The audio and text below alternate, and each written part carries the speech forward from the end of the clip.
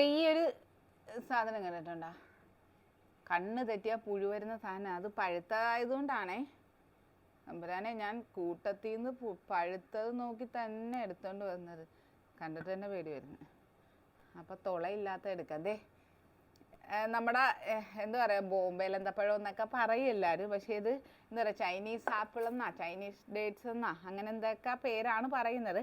പക്ഷേ നമ്മുടെ വെയിറ്റ് ലോസിന് ഇത് സപ്പോർട്ട് ചെയ്യുന്നതെന്ന് വെച്ചാൽ ഇത് ഹൈ ഫൈബറാണ്, നമുക്കൊരു ഫുൾനെസ് തരും. അതുപോലെ തന്നെ ലോ കലോറി ലോ ഫാറ്റ് ഒരു ഫ്രൂട്ടിൽപ്പെട്ട ഒരു സാധനമാണ്, നമുക്ക് കഴിക്കാൻ പറ്റുന്നതാണ്. അതുപോലെ തന്നെ നമ്മുടെ മെറ്റാബോളിസം ഇമ്പ്രൂവ് ചെയ്യാൻ സഹായിക്കും, വെയിറ്റ് ലോസിന് സപ്പോർട്ട് ചെയ്യും. അപ്പോൾ മെറ്റാബോളിസം ഇമ്പ്രൂവ് ചെയ്യുമ്പോൾ തന്നെ നമ്മുടെ വെയിറ്റ് ലോസിന് നമ്മുടെ സ്റ്റക്കൊക്കെ മാറി സപ്പോർട്ട് ചെയ്യാൻ സാധിക്കുന്ന ഫ്രൂട്ടാണിത്. ഞാൻ കഴിഞ്ഞ ദിവസം അബിയു പഴം കാണിച്ചതുപോലെ തന്നെ നമ്മുടെ വെയിറ്റ് ലോസിനെ സപ്പോർട്ട് ചെയ്യുന്നൊരു സാധനമാണ്. ഇന്ന് കടിച്ച് നോക്കട്ടെ.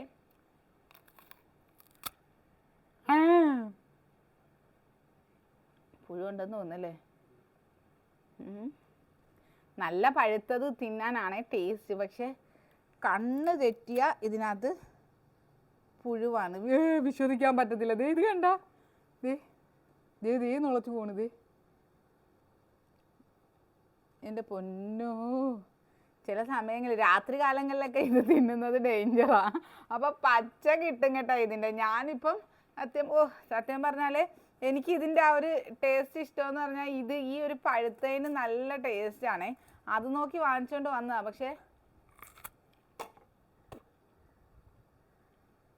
ഡേഞ്ചറല്ല. നോക്കട്ടെ, ഇത് കുഴപ്പമില്ല. പുഴു ആശാന്മാരൊന്നും ഇല്ല എന്ന് വിചാരിക്കാം. അപ്പം എന്തായാലും കിട്ടുന്നവർ വാങ്ങി കഴിച്ചോ.